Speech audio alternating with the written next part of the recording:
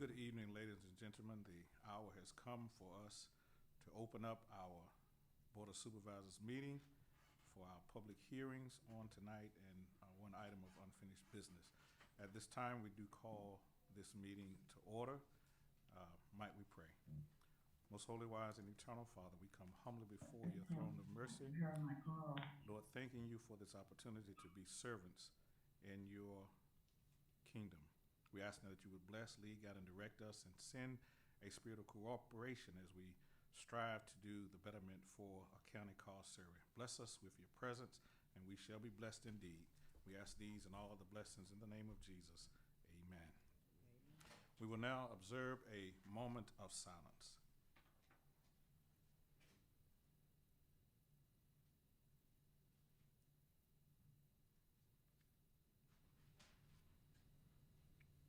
Thank you. We ask that we would all now stand for the Pledge of Allegiance. I pledge allegiance to the flag of the United States of America and to the republic for which it stands, one nation, under God, indivisible, with liberty and justice for all.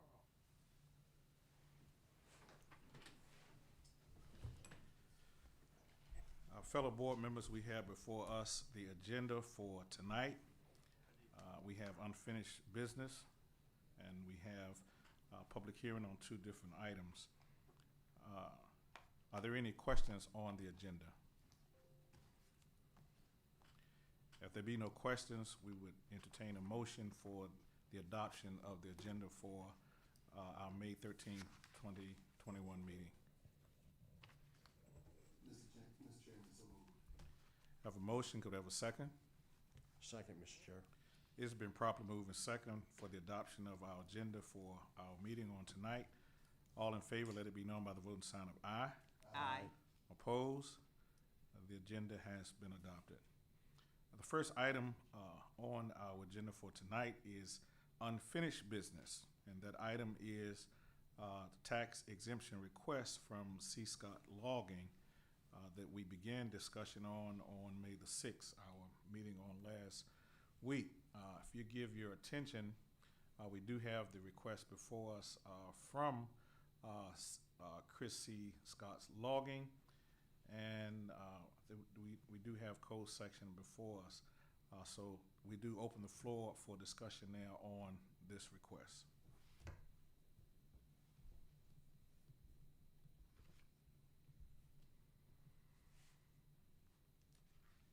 Board members, do you have the request before you? Yes. Yes. Okay. It's in the form of a letter sent to Ms. Rollins. It states that as of this fiscal year comes to an end, and hopefully in time before the budget is set, I would like to continue to pursue my request for the county to exempt at least or lease reduce the business personal property taxes on my forest equipment. And we do have information from our Commissioner of Revenue that it was reduced at one time from $4 to $3, and he's asking for an exemption or reduction at this time. So this item is before us now for discussion. Mr. Chair, last week I asked Mr. Junkins to provide how many other companies would potentially that would fall under this for Surrey, and he replied to us in a letter indicating that there's one other company. So I guess if it would, unless the second company came before us with a request, it would just currently apply to I'm sorry, Mr. Scott's request. I do believe, if I'm not in error, that if we do the exemption, it would be for both companies. It would be, you can't just do it for one. If you do it for that one particular entity, okay, it would cover both. Thank you. I do see from Mr. Junkins' response that it was in 2016 the rate was reduced from $4 to $3, so it's before us again, 2021. So what would be the pleasure of the board? Do we want to reduce it or eliminate it? What would be the pleasure of the board on this item? Mr. Chair, if I could ask staff, I think we were sent an email, but I don't remember the amount. This is just saying it's two businesses. Do y'all know how much, or anyone here know how much property tax is on forest harvest equipment in the budget?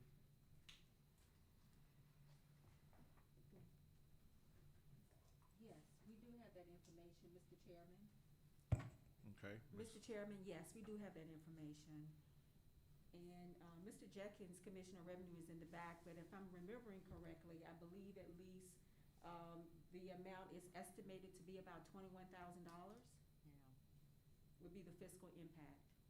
For both companies? Yes, because the fluctuation in the value of the vehicle.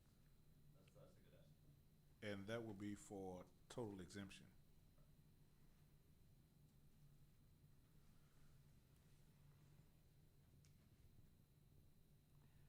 Mr. Chair, I've just got one other question, if I could. What categories are in place for personal property tax now? And I know vehicles, but what other? I know we have buses, and I know we have forest harvesting equipment. Are there other categories?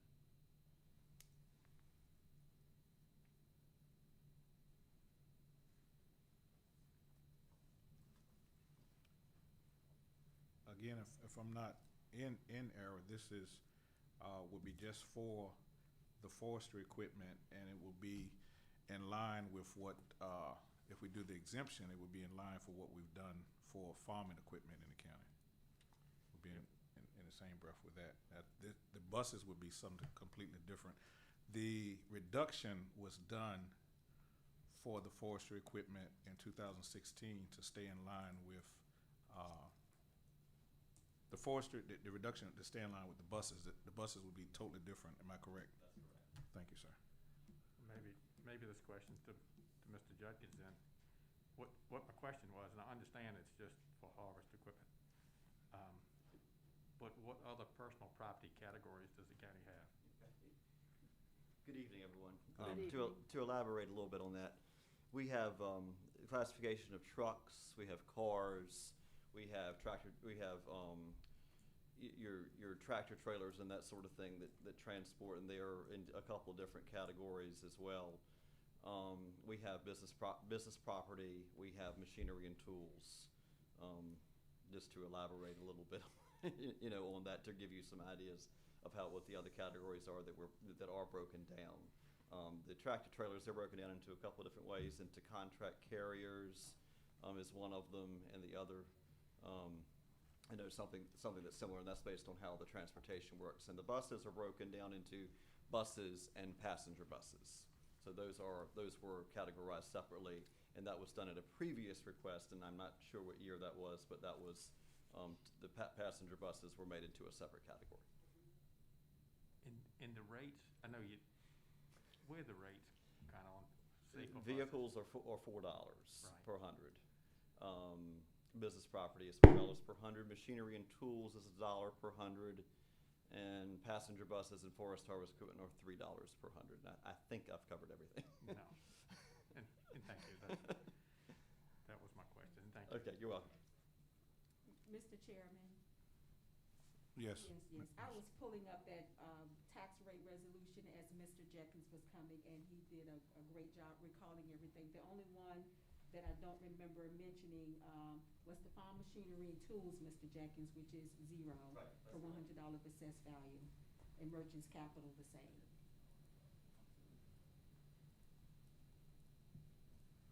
And then we have the motor vehicles value up to $15,000 owned by an active member of a volunteer rescue or fire department operating Surrey County, assessed as certified by the Commissioner of Revenue, which is $0 per $100 of assessed value.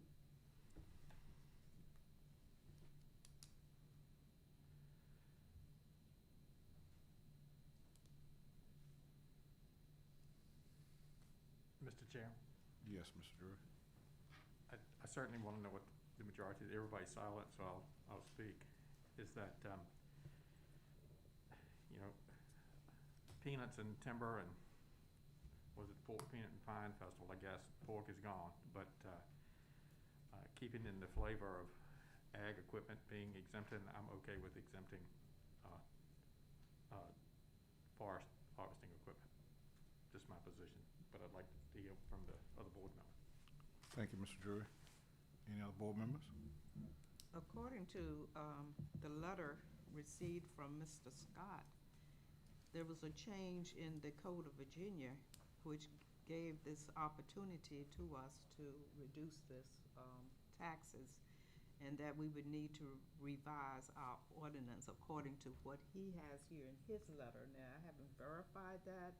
I don't know if staff has verified it, but if that's the case, I'm willing and to go along with letting him have this tax exemption. If it was a change in the Code of Virginia. Thank you, Ms. Little.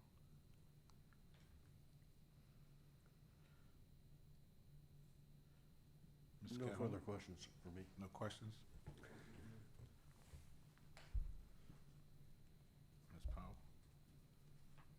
Good evening, Mr. Chair, members of the board.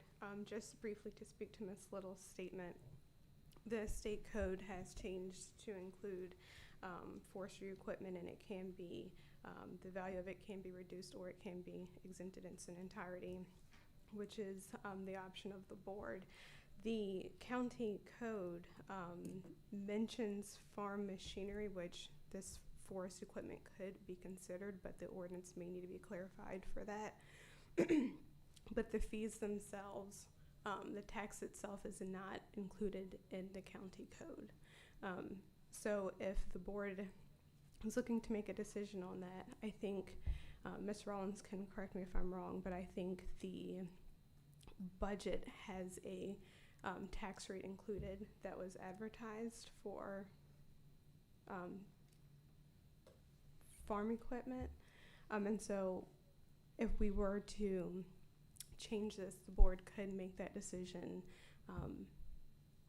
on May 20th at its next board meeting. When we actually adopt the budget itself. Yes, I think you could do it that way. Thank you, Ms. Powell. I am in agreement with Mr. Drury and Mrs. Little. It is placing the forestry and logging equipment in line with what we are currently doing for the farming equipment. So I am in agreement with the elimination of it as well.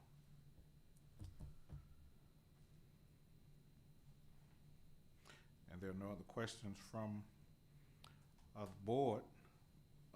Can we get a motion on the tax exemption request from C. Scott Logging? Mr. Chair, Mike Drury, I move that we reduce the amount of tax to zero on logging and timber equipment, and for the county code and the budget to reflect such. I have a motion on the floor for the reduction of the tax to zero for logging equipment and to revise the county code to reflect. Could we get a second? Second motion. It has been properly moved in second. All in favor, let it be known by the voting sign of aye. Aye. Opposed? Motion is carried. I know our loggers will be happy with us on this. Thank you, board. Next on the agenda is public hearing. We have two items on our public hearing. It is for the exemption of taxes on property for elderly and disabled persons, and we have county administrator's proposed budget. Before we open up the public hearing, we want to just remind the public that this is a public hearing on these two items. This is not public comments on all of the affairs that are going on in this county. We want to make sure that we stick to these two items in our public hearing. The first is the exemption of taxes on property for elderly and disabled persons. So at this time, we will open up with presentations by staff on the first item.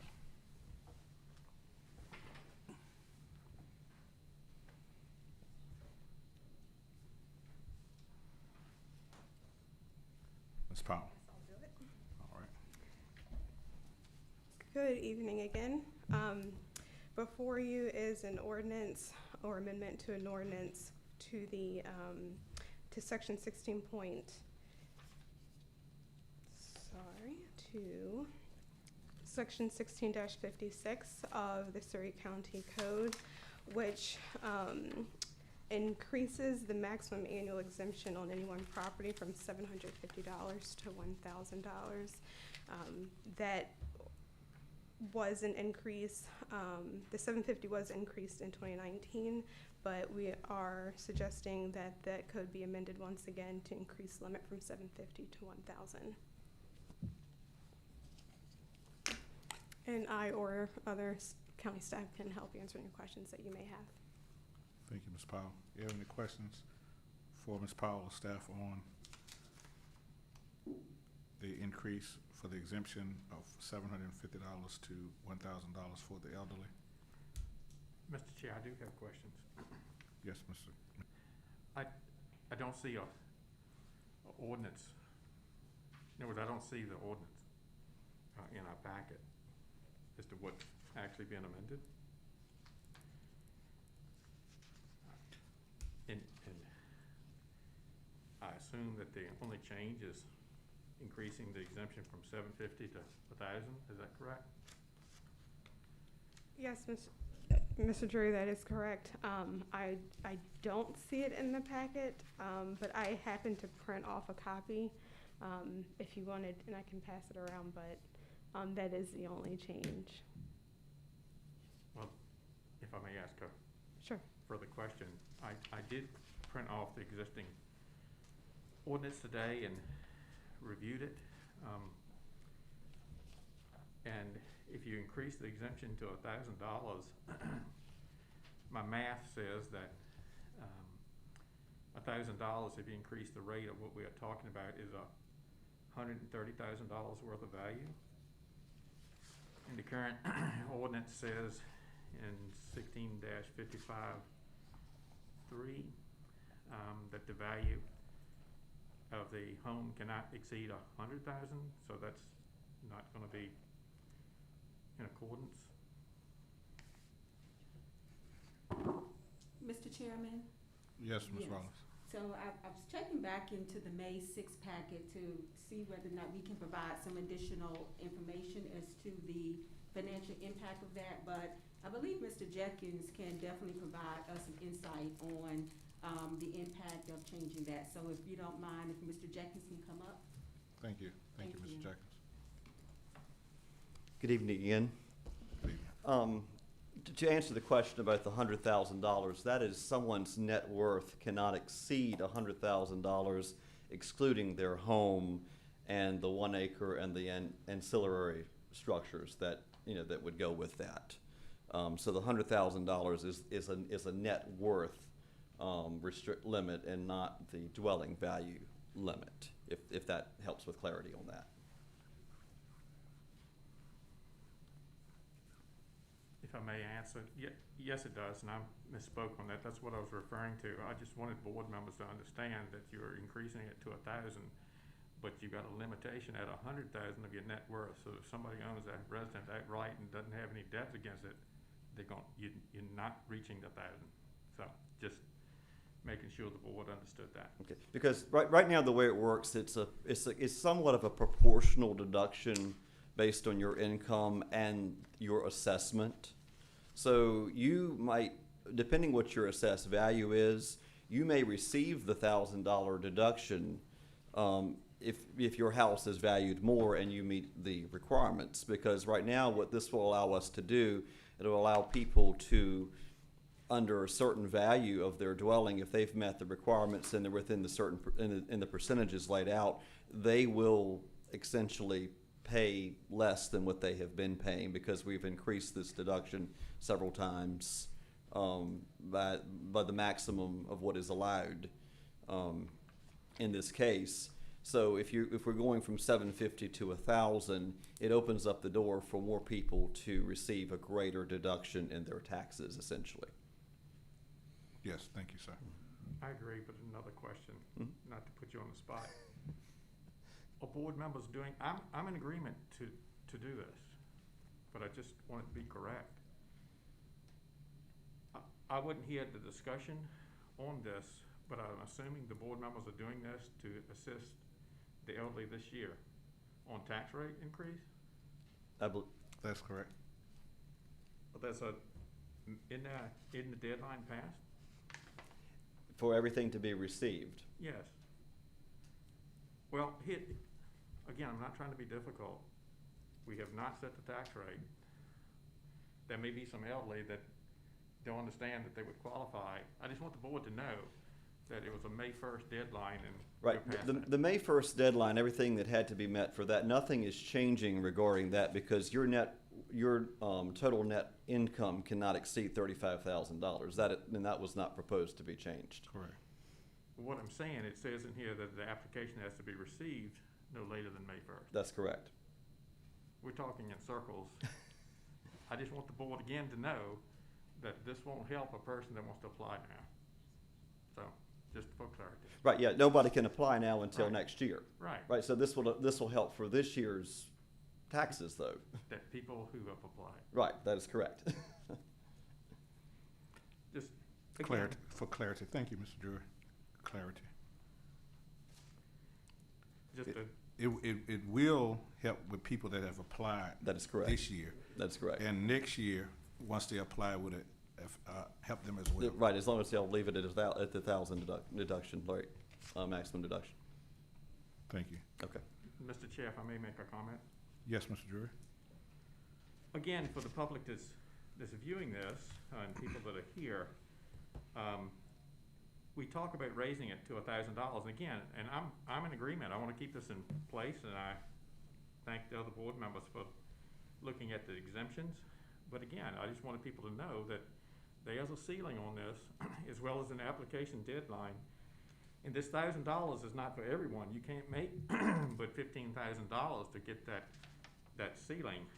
If you make No, 25,000, you it's can only- 35, it's 35,000. If I may, for clarity on that again, like I said, it's somewhat more of a proportional deduction. So if you make up to $35,000, it's in percentages as to what it is. It's 100% if you're up to 20,000, 75% if you're up to 25, 50% if you're up to 30, and 25% if you're up to 35.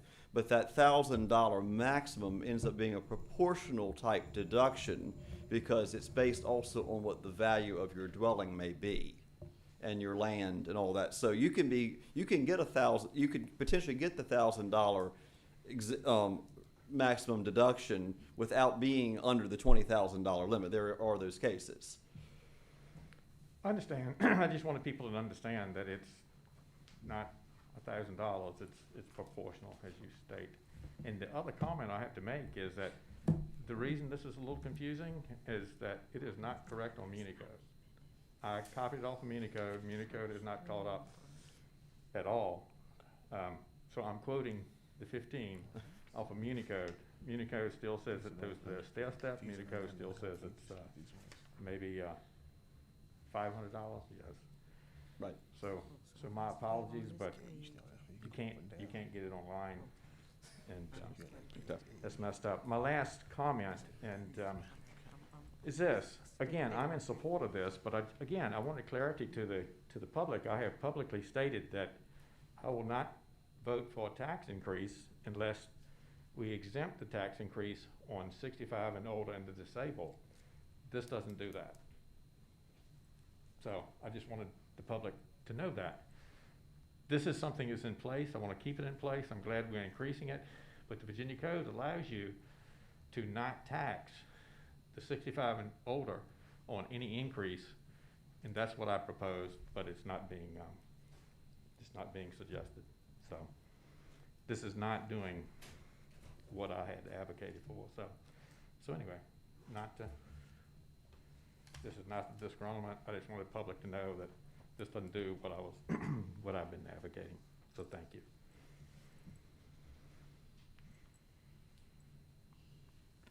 Are there any other questions for staff? Mr. Chairman, I would like to know, maybe Mr.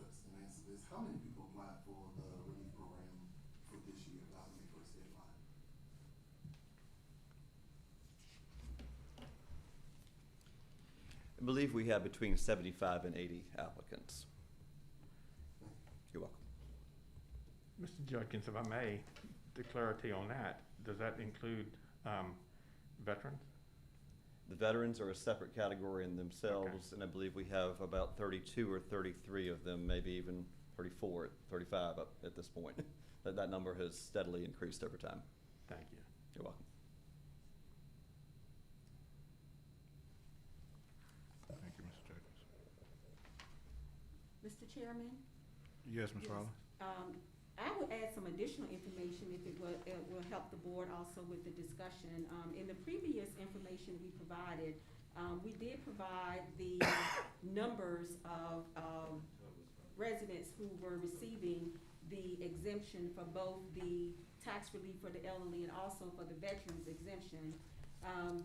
And I believe that information had indicated, Mr. Jenkins just provided an estimate, and it indicated that in 2019, there was approximately 68 individuals who applied for and qualified for the tax relief for the elderly.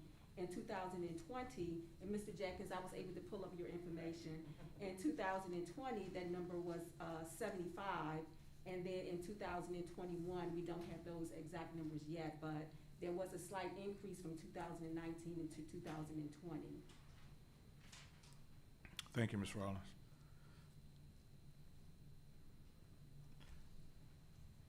Before we go to opening the public comments, Mr. Drury, if you would like, you stated that you had proposed an exemption for 65 and older, but at that particular budget workshop that we had, you weren't present to make your proposal to us. So if you would like to do that now, we would definitely like to hear from you. Mr. Chair, I think that's true, and we could go into why I was unable to be here. Well, That's what you're making your point. On a call and through emails, I have sent emails to all the board members and the county administrator on this proposal, and I have not gotten any response. On the phone call with you and the county administrator, I also proposed this proposal and was told it was too late to do anything about it in this budget cycle, so I've dropped it. I dropped it because I was told it was too late to do anything about it in this budget cycle. And tonight we got an elderly exemption, which I agree with. So at this point in time, I'm not going to waste my breath. Thank you, sir. If there be no other, are there any other questions from the board to staff? If there be none, we will now open the floor for public comments. We are still virtual, but we will take public comments in person first, and then we will open it up for virtual comments from our citizens. And if you are present and you would like to have public comments on the exemption of taxes on property for elderly and disabled persons, you can come at this time, state your name and your district in which you're from, and you may address the board at this time on this issue.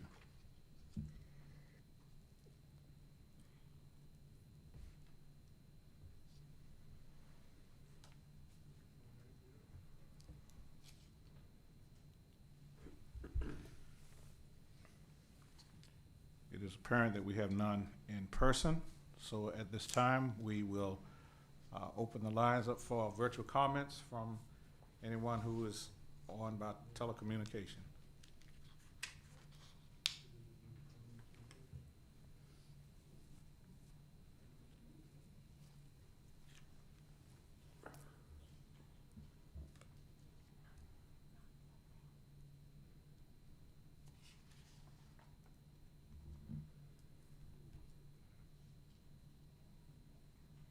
Do we have any, Mr. Brown? No, sir, no one's on media at this point.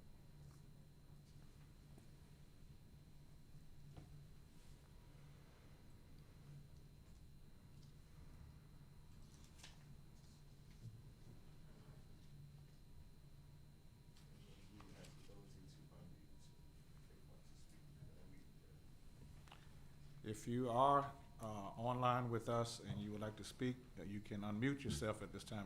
If you have muted, we cannot hear you. So if you would like to speak, please unmute yourself and do so.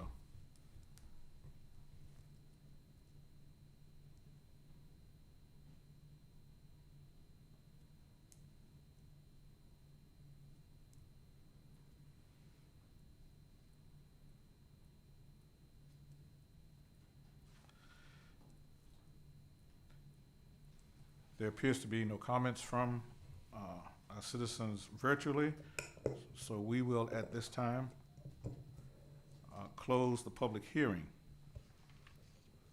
And there will be time for additional comments from board members. Board members, at this time you may speak on this item, exemption of taxes on property for elderly and disabled persons. Mr. Chair, I just wanted to clarify, because there was a question about not having an opportunity to maybe have signed up for this tax exemption, but if you signed up under the previous, if I'm right, Mr. Jenkins, if you were signed up before May the 1st, you signed up under the old provisions, but since we are adopting the new, they will receive that same tax break. If I may. Yes, Yes. Mr. Jack, please.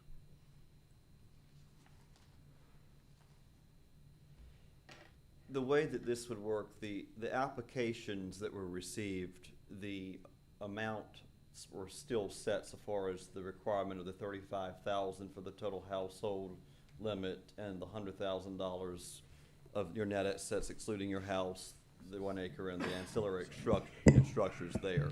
So this is just to increase the maximum deduction that would be allowed to those people that have applied. Yes. So that it would not avert any tax rate increase would not adversely affect those folks. So that was, I believe that was the goal of, in this. Yes, it was. Thank you. Thank you, Mr. Jenkins. You're welcome. Mr. Chairman? Yes, Ms. Yes, Rowland. if I may add also to Mr. Jenkins' comment, and this may help again to provide some additional clarity to Mrs. Little's question and the rest of the board members.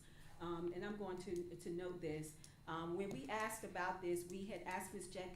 Jenkins, to give us a estimate of what the overall impact would be by increasing that rate from $750 at exemption to $1,000 to make sure that the impact to the citizen who receives the exemption based on the tax rate increase is still minimum.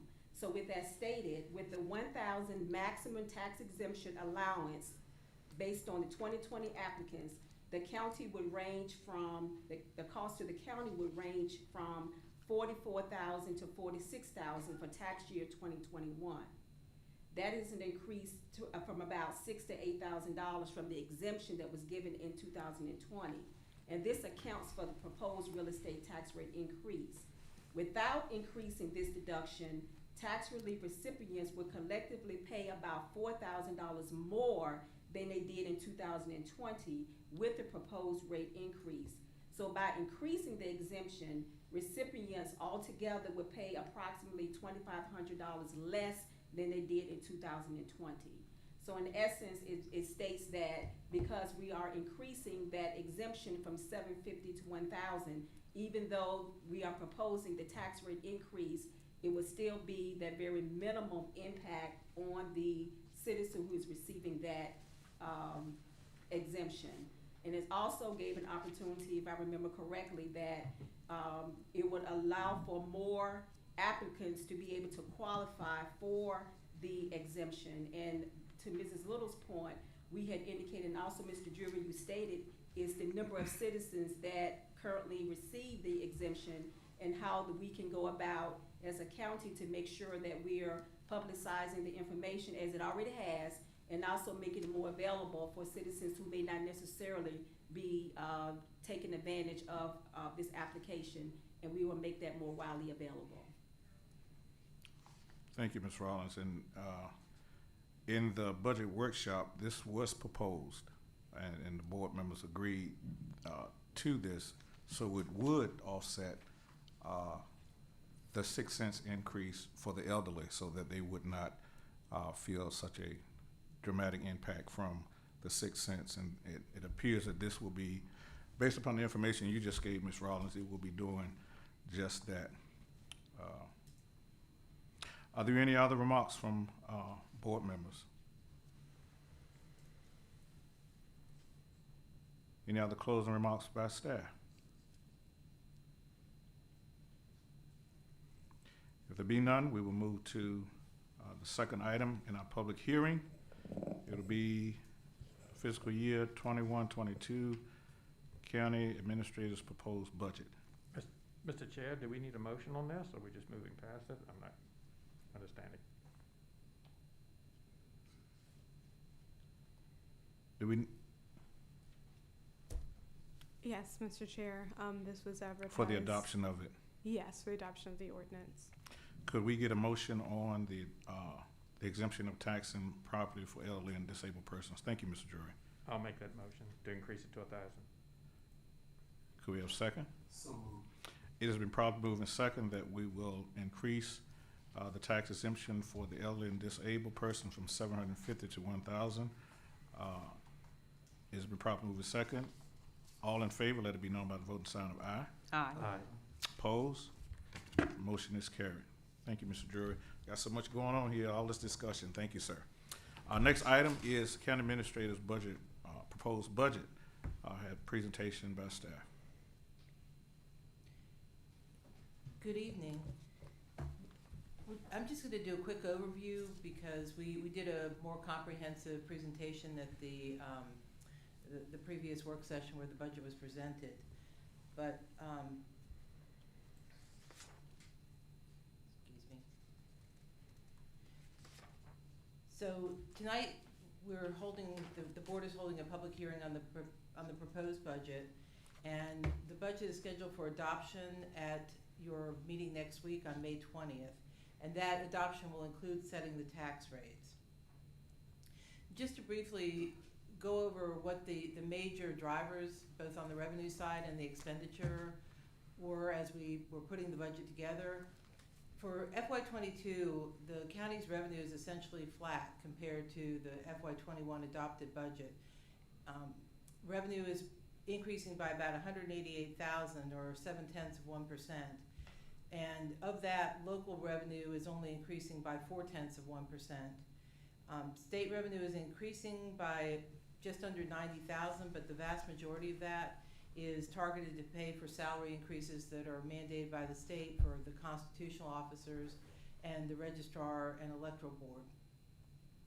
The county will not be realizing $710,000 in Public Service Corporation revenue because our sales assessment ratio has dropped below 100% to 95.1%. And that loss of revenue is the equivalent of 2.5 cents on the tax rate. In addition, investment income is projected to decline by $105,000 because interest rates dropped precipitously as a result of the pandemic and have remained low since that time. The budget proposes to increase the real estate tax rate by 6 cents, and there are no other tax rate increases that are proposed. The combined budget from requests from county departments, schools, and outside agencies totaled just under $29 million, and that would have required a tax rate increase of approximately 11 cents to fund.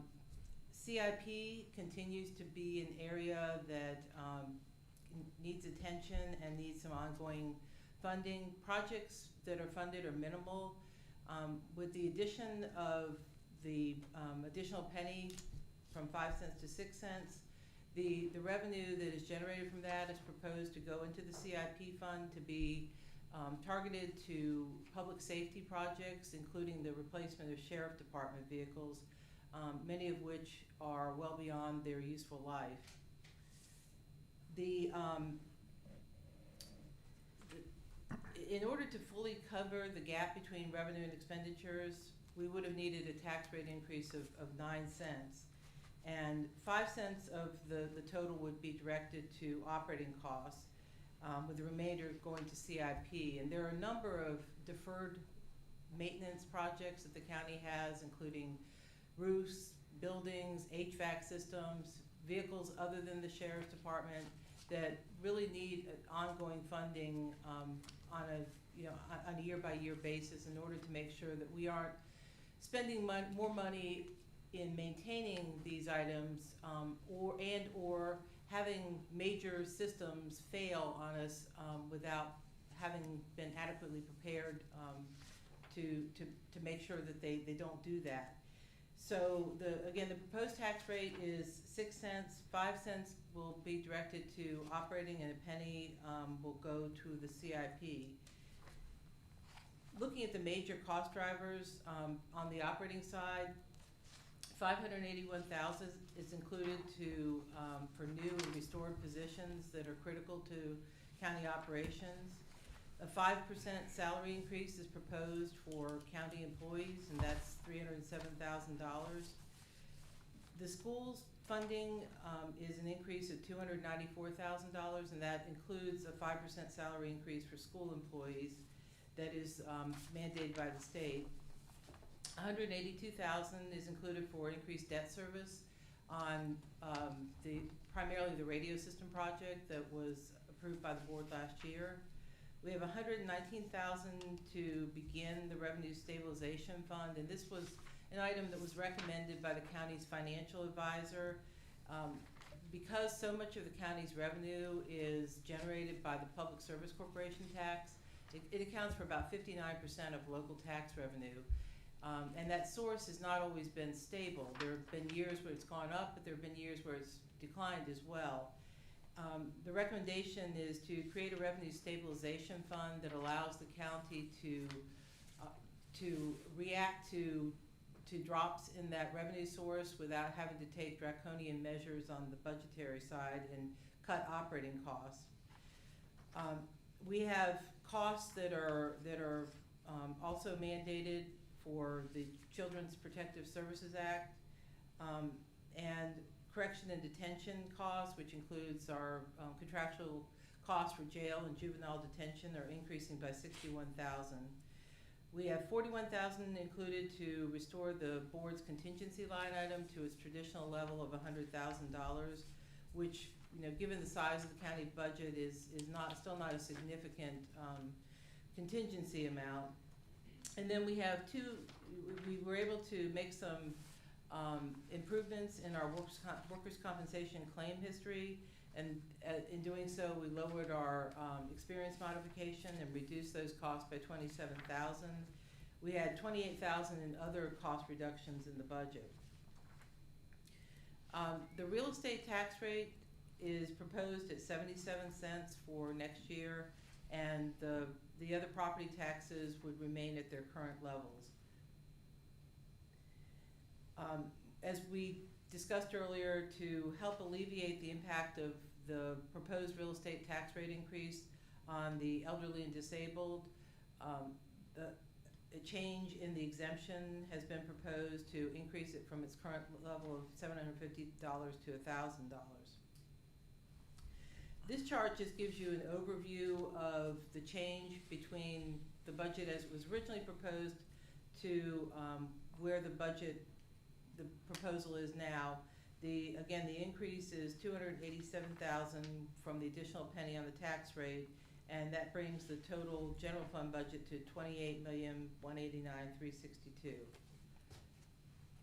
This chart shows the proposed budget for all funds, which includes the school fund, both the operating and cafeteria fund, as well as all of the funds that are included on the county side.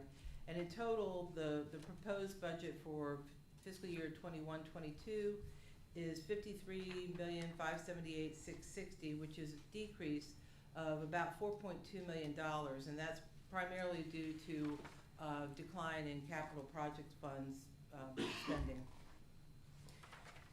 At our last work session, the board had asked that staff do some research and come back with some information on vehicle leasing as opposed to purchasing. We've talked with our financial advisor, and the recommendation is that the county continue to cash fund vehicles, and the reasons are as follows. We have, quite a few vehicles, mostly on the sheriff's department, that need to be replaced every year, and if we lease vehicles, we'll be sort of in an endless cycle of leasing in an environment of increasing interest rates, and the cost of exiting that leasing cycle is very high. In total, costs for lease vehicles tend to be higher, and lease terms are not always transparent, and there can be some unhappy surprises that you find with leasing. And very importantly, the county has limited debt capacity, and because we would be leasing vehicles over a short period of time, that would take up a lot of the county's debt capacity relative to what that debt could be used to finance for bigger, longer-term projects. So, for instance, if we had a $100,000 lease over 5 years, it would be about $22,000 a year. But that same $22,000 a year payment could support $330,000 in projects if it were financing bigger, long-lived investments. So the complete detail of the fiscal year 22 proposed budget is on the county's website, and we've included a link for that. And we'd be happy to take any questions or comments at this time.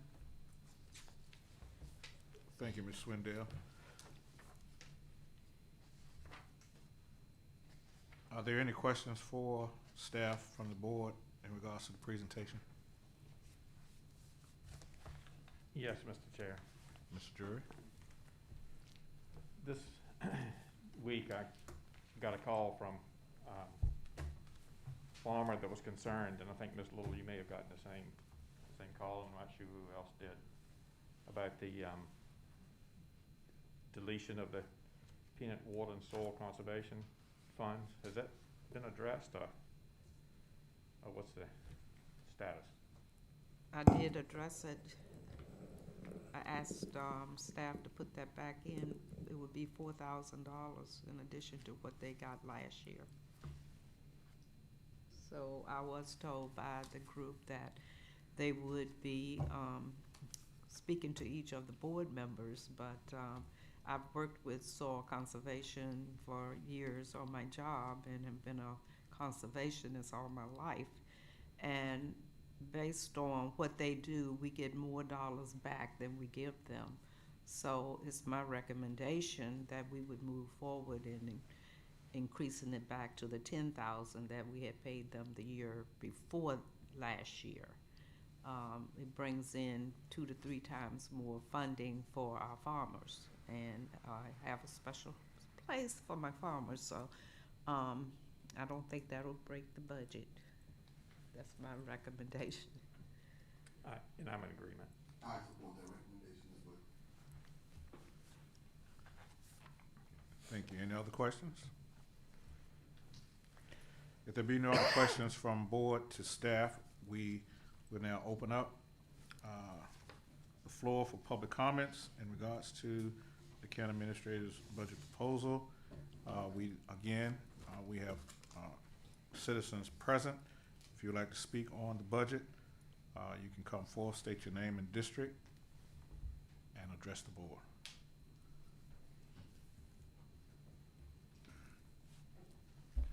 Mike Eggleston, Denver Blackwater District. I was listening to 6% proposed, 6 cents proposed increase. It's egregious and insulting. She mentioned a major component of it being maintenance. Try as they can, I can't catch anybody doing maintenance. If we've been doing maintenance on roofs and other projects for the last 10 years, we wouldn't be in a bind now.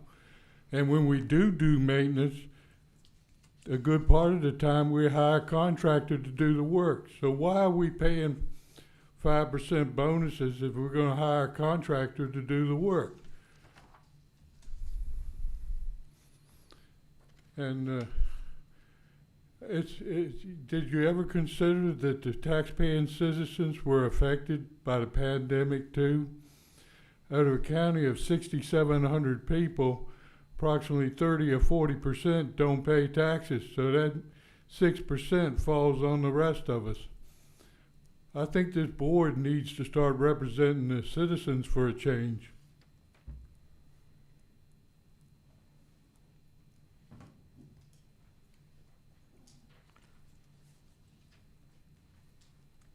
Mr. Chairman, board members, I understand the need to raise taxes, but 6 cents to the dollar, to the $100 is just not acceptable.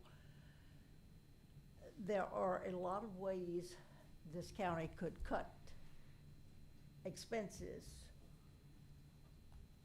And one thing that I read the Smithfield Times article that was written about the tax increase, and you mentioned a 5% raise for county staff, and the school also wants a 5% raise for their staff. I understand that the school system's raise is mandated by the state, so we cannot do anything about that.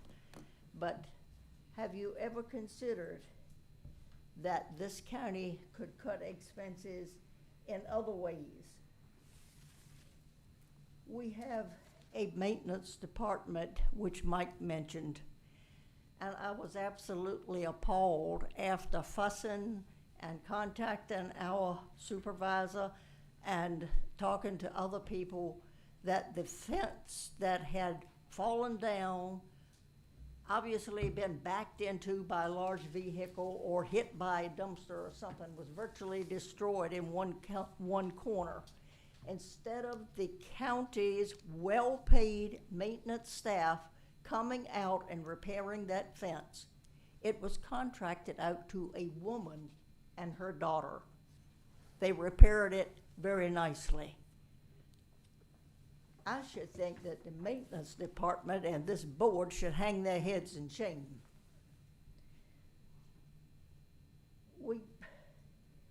We have ways of cutting expenses. Maybe you should stop borrowing so much money. We have a huge debt load in this county, and debt load carries a lot of interest. Interest rates are bound to go up. The tax-paying citizens in this county were also hit by COVID and the restrictions that were placed on us. There were people who lost their jobs. There were people who didn't lose their jobs, but they lost a number of hours. And we've had to cut corners. We expect our Board of Supervisors to cut corners too, instead of continuing to raise taxes. Now, if you had said a 2 or 3 cent raise, possibly even a 4-cent raise, but in my humble opinion, a 6 cents raise in our taxes is ludicrous and unfeeling. We put you here, we elected you. Time is up, Ms. Eggleston. Thank you. To do our will, and we expect that of you. Thank you. Thank you.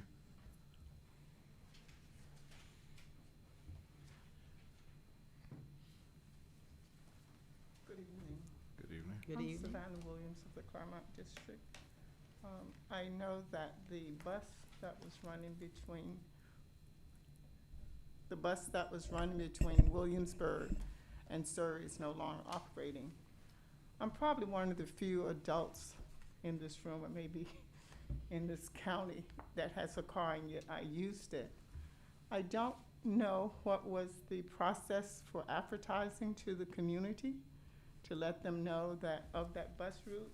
I know that bus route went past the supermarket and medical centers and places where people could go. I don't know if there was any information that was used to come to that decision based on what advertisement had been given to invite people to use the bus. I have students who come and help me on my farm. They come from the College of William and Mary. And from 2008, they were using that bus because it was a part of their transportation system that they use their regular travel in the city of Williamsburg. So I would like to know more about how that decision was made and what's going to happen to that $35,000 that is no longer in your budget, or at least was not being used. Secondly, I wonder, what do you do with the vehicles when they are no longer usable? What happens? Are they auctioned off? What is the process for what happens to them? Where are they presently parked, and how long have they been parked there, and how many are there? I noticed the same thing as with the school buses. What happened to those buses?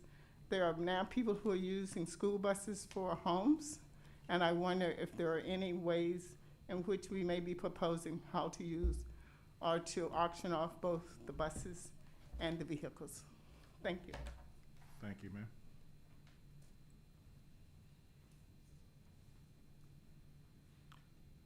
Is there any other present?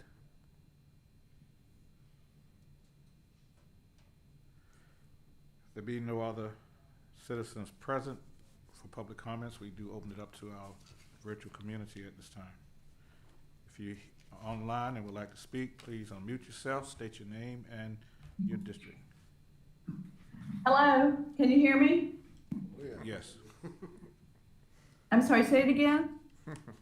Yes, we can hear you. They can hear you. Yes? They can hear you. Okay, I'm sorry, we're navigating this technology. This is Diane Cheek from the Surrey District. In reviewing the budget, I would like to say I can see there's been a lot of work performed, and additions were put into the package, which I appreciate. I also noticed that you incorporated the recommendations from the February Davenport financial assessment, which included the revenue stabilization fund and the restoration to the contingency fund, which I think are good things. The drivers in the budget this year, though, do include the variance of the $759K for the Public Service Corporation taxes. And the package shows a 10-year list of the public service tax revenue and variances. And it was interesting, I thought, that over the 10-year period, the total variance is actually $476,000 to the good. It's just not clear how the positive variances over the years have been used. I'm sure each year the budget shows this, but when you look at that and we are 476 to the good, you kind of think, well, why are we in a mess? So I think we should maybe going forward make some thoughts about using a percentage when we do have a positive year, that we put that into the stabilization fund. Also, the county recommends that to address this year's budget and future budgets is to increase the real estate taxes to 77 cents and to perform a property reassessment valuation. I'm just using my experience from the 2016 assessment. I have 2 acres of property, I don't have a house on it, and a dilapidated barn. And this was increased by 33% in 2016. If the taxes are raised to 77 cents and we go through a reassessment that raises the value of my property another 33%, that will raise my taxes up to 44%. And I just don't think I can afford to do this every 5 years. So being largely an agriculture community, taxing the landowners can go only so far. Increases in taxes must be coupled with appropriate use of funds and recognition of the economic environment we are all operating in. We've all been through a pandemic this year. We are all struggling. For this year, this may mean looking for more ways to cut costs, stretch out those raises, reassess these government positions and the sizing of our government, and in establishing a detailed 5-year operating plan to address funding for the maintenance issues. Our county is struggling to have positive economic development. All these issues must be addressed to prevent this annual request for raising in taxes. Thank you. Thank you, Ms. Cheek.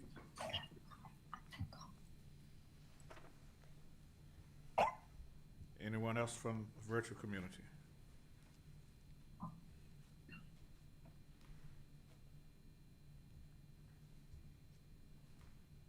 Hi, this is Susan Corbello. Can you hear me? Yes. Hello, this is Susan Corbello from the Spring Grove District. I'm speaking in reference to the real estate tax increase. I do not believe that you should be having such a large increase along with the reassessments that will happen next year. That's a double whammy for a majority of your community. It is my understanding that we're supposed to profit from these solar projects that we've been approved in our county. Excuse me. And there's another one that's coming along that is looking for approval in the near future in Cabin Point. So we have now, since the second one has been approved, 2 solar projects and Dominion that's approved expanding their contract. Tell me how these solar projects help our community if we're supposed to be gaining so much money from them. If they are to bring in so much more than just the normal citizen taxes, then why are we having to increase both the real estate and more likely up the assessment of our land basically all in one fiscal year? To up the real estate tax a couple pennies and see how the assessments go to cover the rest of what's needed is the better option, in my opinion. You may have new positions that are being asked for along with the 5% salary increase for the employees.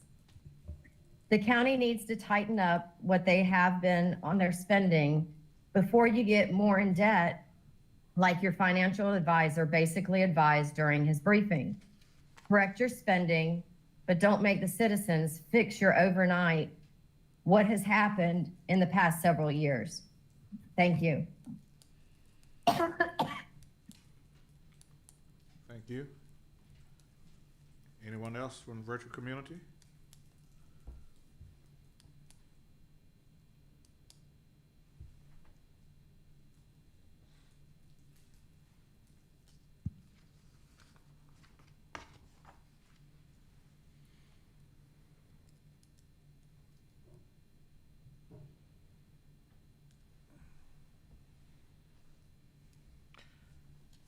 If there be no one else, we will now close the public hearing and open up for comments from board members.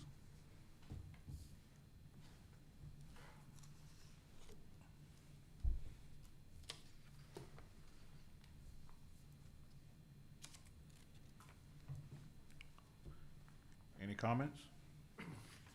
Mr. Chairman, Yes, Ms. Little? I would just like to say to all our citizens that your board members are also citizens, and we also pay taxes. So when we levy a tax, it's not only on you, but it is also on us. And personally, I've looked at what we have and what we need to do, and I've come to the conclusion that we do need this tax increase at this time. Now, the reassessment is just beginning to get started, so I don't even think we're considering that as something that will be levied this year. I may be wrong, maybe staff can help me with that. But I have looked at the budget, and I always say this, over the years, Surrey County has had to increase taxes, but we also have decreased taxes. So to get us into a correct fiscal affair at this time, we feel, and I do too, as we are working out with the budget, that we do need to have this increase at this time to make sure that we are sound in our fiscal affairs. So thank you all for your comments, and board members, thank you. Thank you, Ms. Little. Any other comments from board members? Mr. Chair, if I could speak. Yes, Mr. Drury. I think last time I went on a rant about citizen participation, and I won't rant tonight. I don't know why, but I think more citizens have called me about this budget than I hear.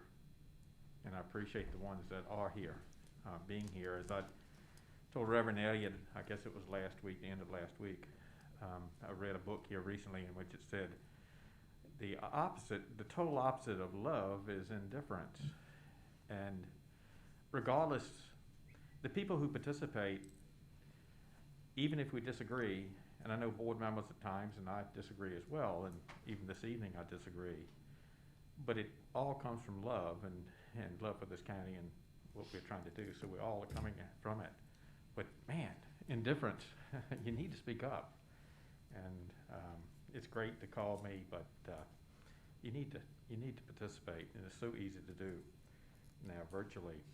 And so let's all remember that we're all working to try to better the county. And I say that with my comments now in line. The elder tax exemption, I don't want to raise taxes on fixed income citizens in the county. When I was elected, I went and knocked on doors, and I know who they are, and spoke with them and their struggles.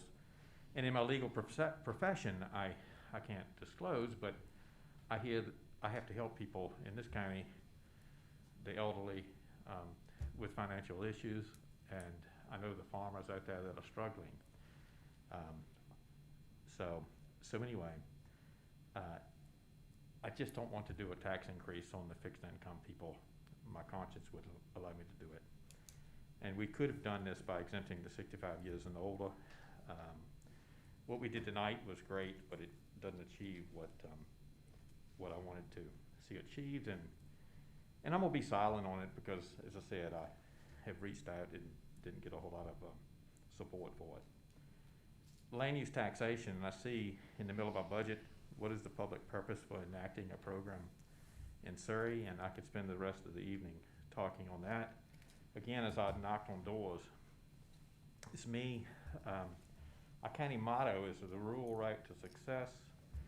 We discuss in the comp plan about preserving the rural character of the county, and I guess Ms. Rollins wrote this, and she is right. It's a land preservation program and tool. I see the houses popping up, and it's great to have growth in the county, but when a house pops up, it requires services. Timberland and farmland do not require many services. During the past decade, we've lost citizen population, student population, and family farms, which used to be so prevalent here in the county.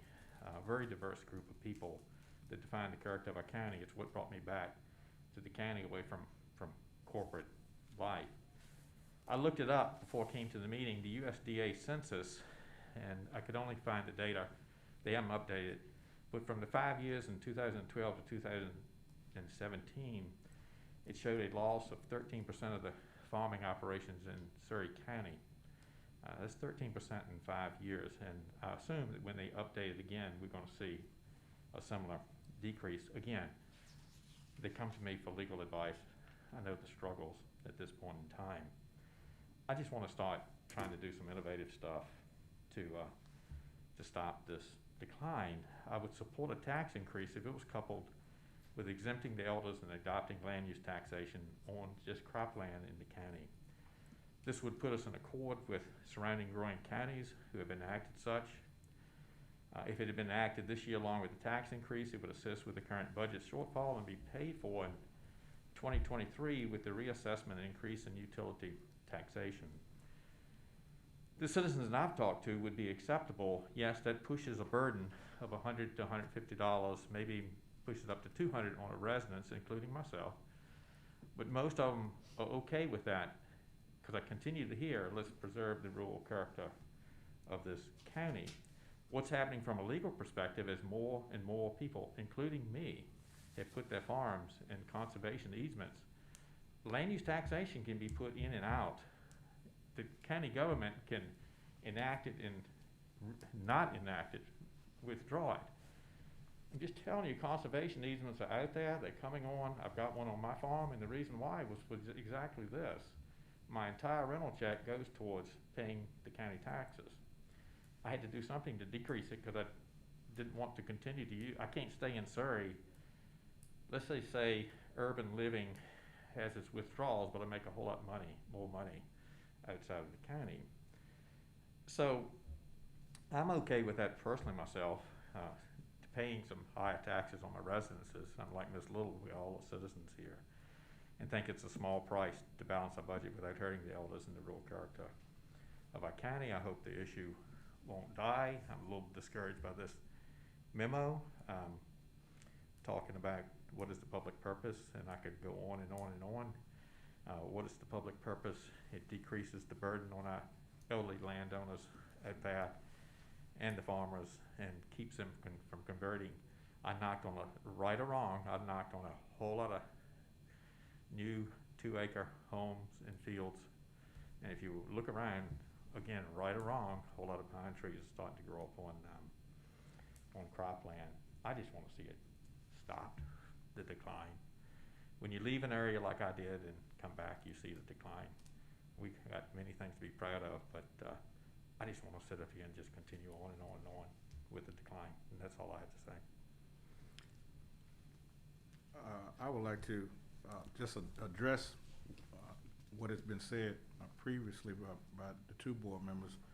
I'm a taxpayer here in the county, and Mr. Drury, I concur with what you were saying as far as the fixed income and the land use, but when we got that information and presented to staff, like you stated before, it was too complicated to put into action for this particular year.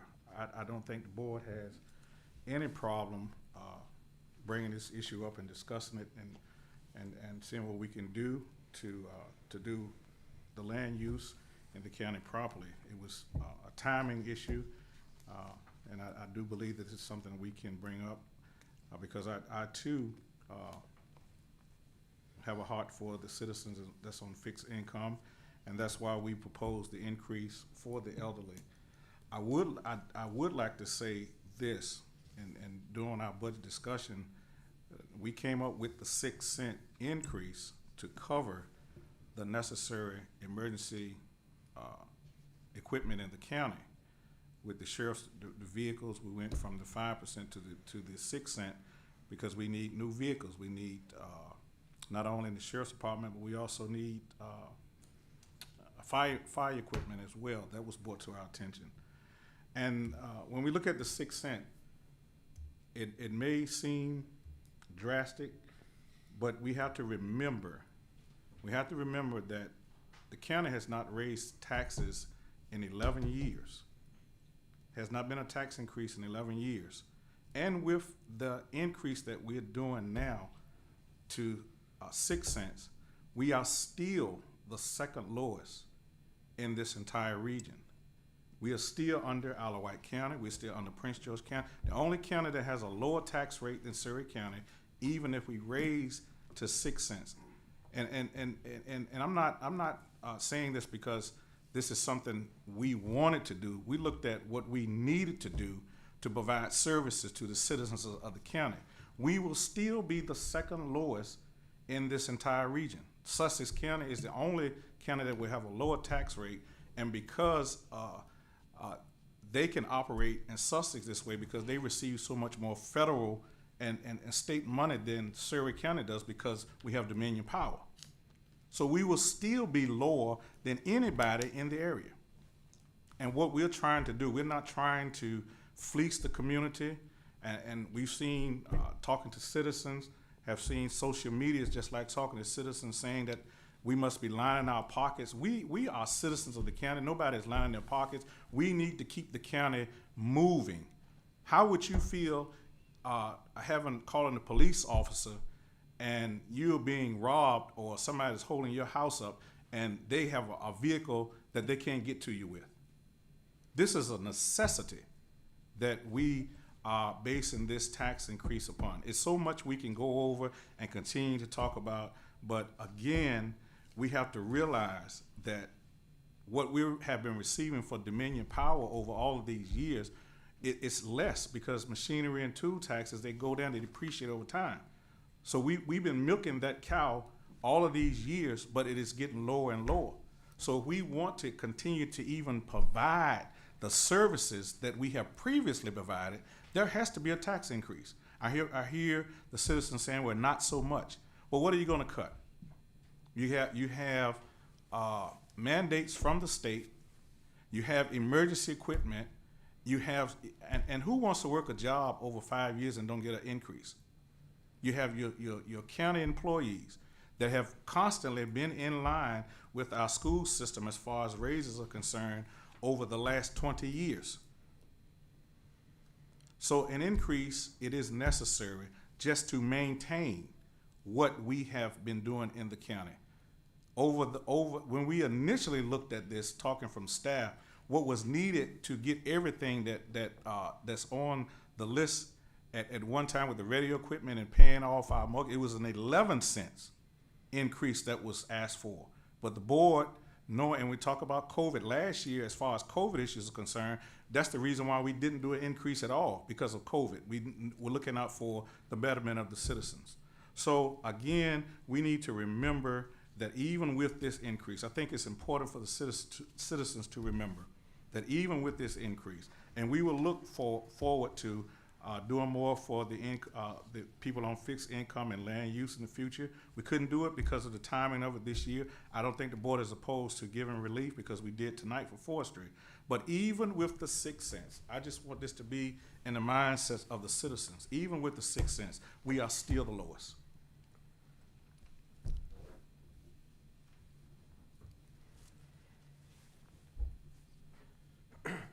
Mr. Chair, I just have a couple of comments, and when I look at the budget and I see that we have declining population in Surrey County, we have declining population in the school systems, I sit back and just wonder why do we as a county need the number of people providing the services with a declining population. The new positions that that were brought up today, I think there's 8 of them to the tune of about $581,000. I don't believe we've had those in the past. You know, could we hold back on those until after the assessments later this year? You know, I want and feel that people who do the best of their abilities at their job should have raises and increases in their salaries. Could we also consider, instead of a 5%, something less than? You know, the staff and the county and just all the departments can, the school board also, you know, take their erasers and pencils and turn them upside down and revisit, you know, not what their wants are, but what their truly needs are, and reduce. We reduced the school board budget last year. We still have, according to what Dr. Sims says, we're still going to have 88 school teachers for next year, and with a decrease of about 15%, 100 students. You know, as an average across the board, less than 8 students per class this year. We're going to go down to 7 with the reduction of students. And I don't mean to pick on you know, the school, but I just feel that, you know, a 6 cents increase is high at this present time. I would ask that staff, departments, school board, everybody go back to their budget and try to refine it as better as they could. You know, the vehicles for the sheriff's department and the fire department, you know, that's, to me, that's an absolutely must. And I do agree with that. Don't have an issue with the 1% increase. But, you know, I think as a county, a declining county that we're in at this moment, and you know, requesting a 6% increase to play catch up, you know, we've seen the writing on the wall, and we haven't done anything, and then all of a sudden we're gonna hit our residents, including myself and the board across these tables, with a 6% increase. As I mentioned in our last meeting, I would highly recommend that this board come up with a committee and start looking at next year's budget, starting in July or August of this year, so we won't have paper this thick for the budget and very limited time to look at it and pose questions and try to do something as a board to mitigate any tax increases. The $120 or $140 a year for me personally, that's, I can handle that. But as Mr. Drury and everybody has suggested, the elderly who's on a fixed income, it may not be $120 to $140. Even a $50 or $60 a year increase, that can pose some issues with them. I would just ask that, we still have some time, and that the board and the staff go back to, again, every department and turn that pencil around and do some erasing and changing numbers to reduce what they can to make this 6 cents increase lower than what's being proposed. That's all I have right now. Mr. Chairman, Yes, Mr. Howell? I too am a tax-paying citizen and landowner here in the county, and I too will share in the sentiments that have been made by all of the board members here tonight. But in thinking about what I've heard, I would first say that I agree that we're going to have to do something. We have not raised taxes in 11 years, and I believe that this board, in more ways, in looking at our indifferences, as Mr. Drury has said, that the citizens must come in and voice their indifferences. If we, as a board, don't act to do something, we're going to keep on imploding this debt load. With CIP, construction costs are at an all-time high. There is no guarantee that construction costs are going to go down. So if we do not get onto some of the maintenance projects and things that we need to preserve the buildings, we won't be preserving buildings, we'll be tearing buildings down. Because we won't be able to afford to maintain them. When it comes to the school board, and the school board's budget, Mr. Calhoun, I definitely understand and see that concern, but also what was echoed in the sentiments that I heard by Dr. Sims was that she's already at her bare minimum of staff positions, and that with one math teacher for the 5th grade, one math teacher for the 6th grade, one math teacher for the 7th grade, one math teacher for the 8th grade, if you cut a teacher, then we won't be able to provide the quality education that we are. Now, we might be able to find reforms for the 2022 budget, but I just see that if we don't take action right now, then we are going to find ourselves digging ourselves deeper in a hole, not just as a board, but putting the county citizens in a deeper hole as well. Because we've heard that it was needed 11 cents. We're proposing a 6 cents. And maybe once if we pass the 6 cents, maybe that will take care of everything. And we won't have to go and increase taxes anymore. I will say, I echo the sentiments that have been said about the elderly. I do believe that we should do our best to protect our elderly, but I do also understand that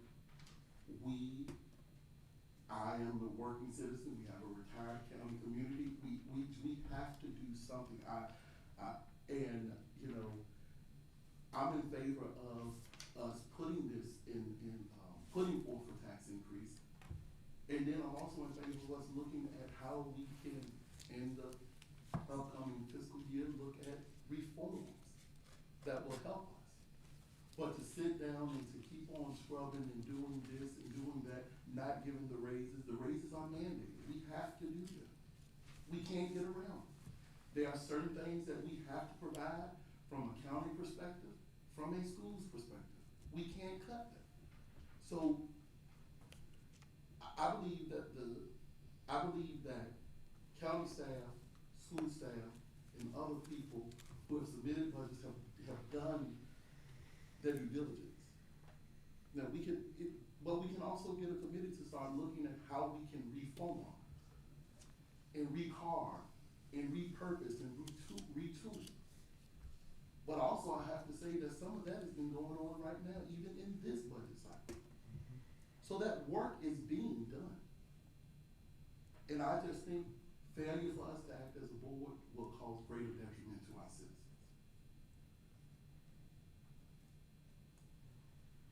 Thank you, Mr. Howell. Any other comments from board members? If there be none, could we have closing remarks by staff? Mr. Chairman, Ms. Rollins? if I may, just a couple of comments. If I would have known any better, Mr. Howell, Supervisor Howell, your last comment, when you indicated reform, repurpose, retool, and rethink, if I didn't know any better, I would think you attended our staff meetings, because those are the exact words that I emulate throughout the organization since I have taken on this role, because I do think that's a critical component into making sure that we are providing the level of service to the citizens, being as fiscal responsible as we can. Undoubtedly, you all know that balancing a budget when you are faced with limited resources is a very, very difficult task. I can say emphatically that I know our departments have not requested anything that I consider to be desire or wants. We have been operating very minimally over the last few years in terms of what our operating budgets look like. And as presented in previous conversations, we know that the majority of the county's budget is staff. I mean, that's just not our county, is what local government is that we are resource personnel driven to be able to provide the services. So a lot of cost is attributed to personnel, salary, and benefits. Also, this board has asked me over the course of several months as to what I feel that the needs are, and I provide that information on a consistent basis to the Board of Supervisors. So even though this budget process seems like it starts when we do these presentations in the month of April, we are starting this budget process much early on. And I do concur, as I stated before, in terms of sitting down with the board and sitting down with the school division. Absolutely, we can start those conversations earlier. Dr. Sims presented during that budget work session, joint work session with the Board of Supervisors and the school board, in terms of retooling and rethinking. She mentioned critical conversations in which we need to talk about our facilities. She mentioned the 3 schools and whether or not it made sense to bring back up the conversations as to what it would be to consolidate the schools. So I think those conversations are definitely at the forefront us to be able to have at a future time. Obviously, I do think that the COVID-19 pandemic has certainly perhaps maybe impacted some face-to-face conversations, which obviously do work better when you're having these conversations. In February 2020, the board did the retreat. I would have thought that if we were not in a COVID situation, that would happen again in 2021, and that perhaps would have given the board again an opportunity to be able to address things with staff on a one-on-one basis. It was done in February 2020. But again, the budget process definitely is a continuing process that we do work on long before. Whether or not this address all of our needs, board members and citizens, I cannot say it does. In terms of our capital projects, this particular increase does not address all of our needs. I mean, if you look at the actual details that we provide, it is much more that's in our outlying years. One of the things that I know I can say is very critical to our organization is our financial software system. Localities around us are addressing that as we speak. And it costs a lot of money to upgrade a financial software system. And that is something that We have in an outline year, but again, that is more than just the facility needs. Those are more financial and operational needs that we do need in the county. Over the past several years, I think the board, that you all have done a great job in terms of advocating, and you heard the report from the financial advisors that the county has had a good fund balance over the number of years. But last few years, we had to dip into that fund balance to balance operationally, and we do know that that is not recommended for sustainability of the finance operations. I'm glad that it was recognized, and you all certainly appreciate the fact that we did incorporate some of the recommendations from the financial advisor to put into our budget, and that shows that we are rethinking and being able to understand the importance of creating that financial sustainability for the county. So there's, again, a lot more that we can cover. We did a lot of that during the April work sessions. I think Ms. Wendell has done a great job in presenting the information to the board and to the public. We will continue to be able to answer any other questions that you all may have, but again, I just wanted to add those couple of points. And I think the last thing I will hone on in is the actual, the use of the fund balance over the past few years. I think I had put in one of the presentations that the fund balance was used, for an example, to fund the value match for broadband. So that is over $2.2 million when you think about not increasing the taxes over the last fiscal years, that we was able to use that money to do such a critical project in the county. And there were other things like some roof repairs for the schools, using carryover funding. So again, there has been that opportunity to be able to use those reserves to take care of some of those pressing needs. And those were my comments, Mr. Chairman. Thank you. Thank you, Ms. Rowley. Board members, for action that's suggested is for review and discussion. We will be back on the 20th, which is next Thursday, for the motion of approval or disapproval on the budget. Next on the agenda is any board comments, and I would like to start by stating and giving clarity. When I was addressing Mr. Drury about not being present in the meeting, it was not despairing at all. I understand that he had a prior obligation, and I know that you have a heart for the citizens of Surrey County, and we are in full support of working together for the betterment of the county. Whenever you talk about budget and money and things of this nature, you're not going to get 100% agreement from citizens, but I think that the board, we are doing our due diligence to assure that we are doing the best that we can do for the citizens of the county, and to provide the necessary services that is befitting to the citizens of this great county.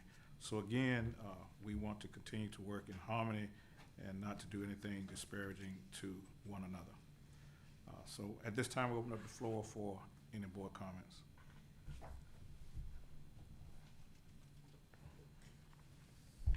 I have no further comments, Mr. Chairman.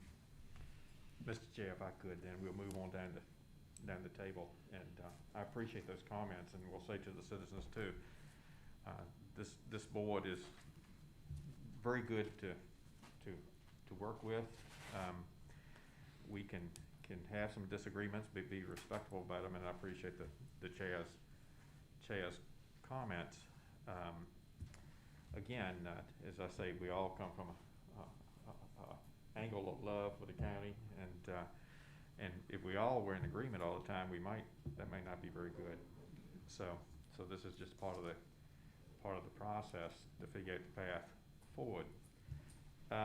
We'll say this, and bringing up meetings, don't know that I really need to say it, but I want to. Might be a moot point now that the pandemic is moving along, but just in brief, about a decade ago, I injured myself and developed a medical condition that I still had to be treated for. It's manageable if I adhere to my doctor's advice, and I do think that science leads me anyway. But when the pandemic hit, I was told don't get COVID as my medical challenges could become more severe and challenging. And I know that COVID is political at times, which I think is a disservice to everyone, and people can make personal choices about it. But just wanted y'all to know that the doctor still advised me, Mike, and of course CDC is coming out with looser guidelines now, but don't be inside right now with unvaccinated people. And I don't know how we can increase, so it takes me some use. In fact, I'm here this evening against doctor's advice, but that's my choice. I don't know how we can get more citizens to participate. I do know that some are still hesitant. Prior to COVID, we were getting quite a few citizens in here. I don't know how many. I know that some have said they don't want to attend meetings here. That's their personal choice, as well as until we move closer to what they call herd immunity. So I don't know. It might be moot now. Am I the most comfortable being in a closed room with unvaccinated people at this present? No, I'm not. Again, per doctors, and I'm going to listen to them.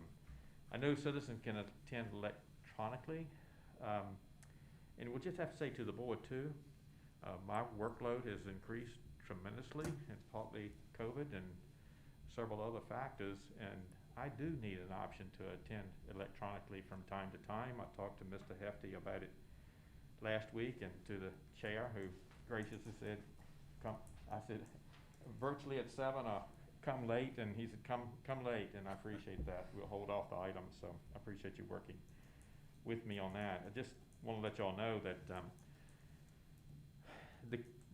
Mr. Hefty says the continuity ordinance he doesn't think allows what I call hybrid meetings. Some of the counties I work with, we adjusted that to allow it, and they're still doing hybrid meetings. So I don't know if it's something to be looked at or whether we're past that point, but just want to let y'all know that all of us have our own personal reasons and medical issues or not medical issues to behave in this pandemic, and quite frankly, I don't know whether all of us are just a bit probably more cranky coming through this pandemic too. So, but thank you. So, from time to time, and why I'm bringing this up too, well, I've got the floor is May 20th. I've got a conflict at a meeting from 5:30 to probably 6:30, 6:45, and I don't know whether y'all would entertain starting this meeting at 7 again. It has been changed to 7 already. Thank you. Just for you. Thank you. I appreciate it. So, if not, I was going to ask you to come virtual again. So, but 7 I can make it. It will be scheduled for 7. Thank you. That's it. Down the table. The only other comment that I would say is that I would want to bring public attention to National Police Week. Thank you, Ross-Harris County Sheriff's Department, for being deputies, and Sheriff, for all you all are doing, and paying homage to your service to the county and to the citizens of the county. Thank you. Ditto. Thank you, board members. At this time, on the agenda is public comments. Do we have any public comments from citizens? Yes, Mr. Williams.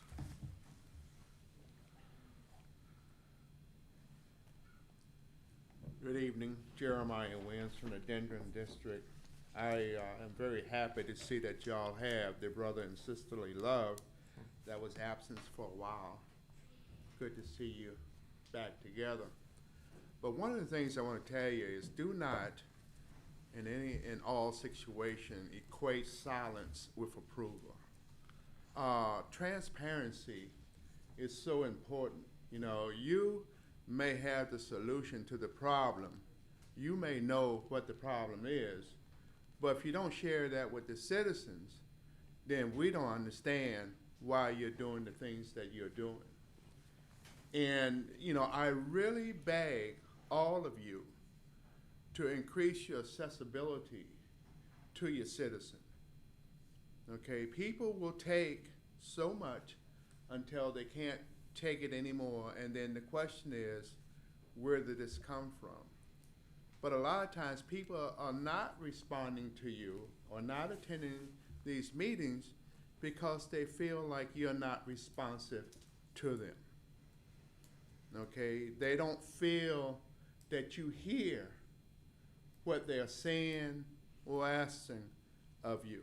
And if, I think if you continue to negate meeting the needs of the people in this aspect, is that it could cause some difficulties down the road. It causes more problems. And the other thing is a failure to plan does not create an emergency for me. You know, and a lot of times Mr. Calhoun brought up again the fact that it is apparent that board members are receiving information at the last minute and they are not having adequate time to prepare for the meeting and to share it with your constituents. I just ask that you think about that. Mr. Chair, can I ask the gentleman a question? Yes. Mike Mr. Eggleston. Eggleston, hold on 1 minute. Remember Mr. Williams to come back? No, I'm just jawboning with him. Why have you got a Texas shirt on? I got a Texas shirt because it was free. Okay. I'm just concerned. I found his hat at my house a while back, and my wife's from Texas, so I was just, you know, No, we're getting a it was little. free. Okay. All right, Mr. Eggleston, thank you. I agree with him. Failure to plan is planning to fail. I would like to know how much we pay for those 2 digital signs and how it's going to enhance my quality of life. I think we have a problem separating our wants from our needs. And I think the board is buying into that. Who wanted those signs and did we really need them?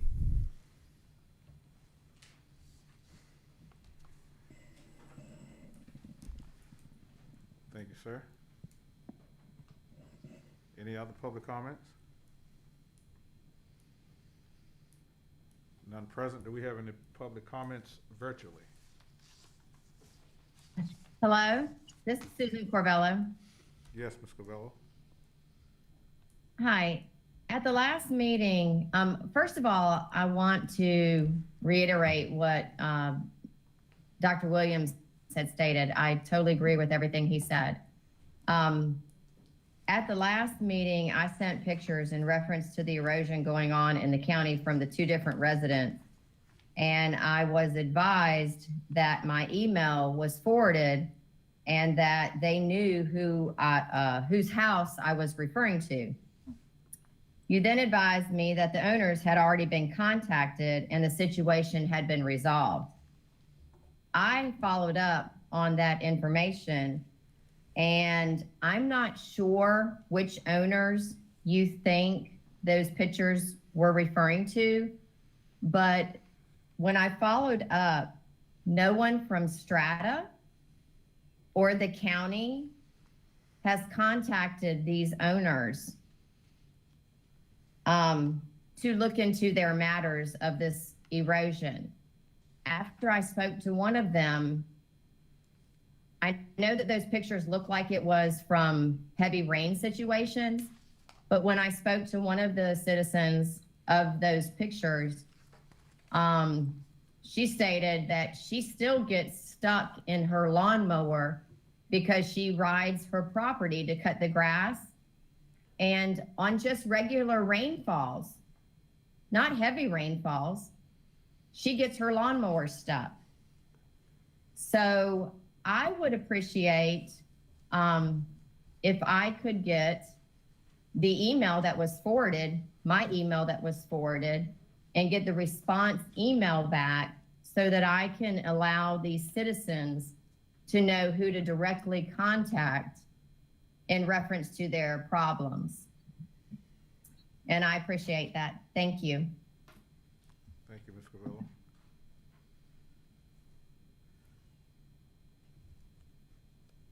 Any other virtual comments?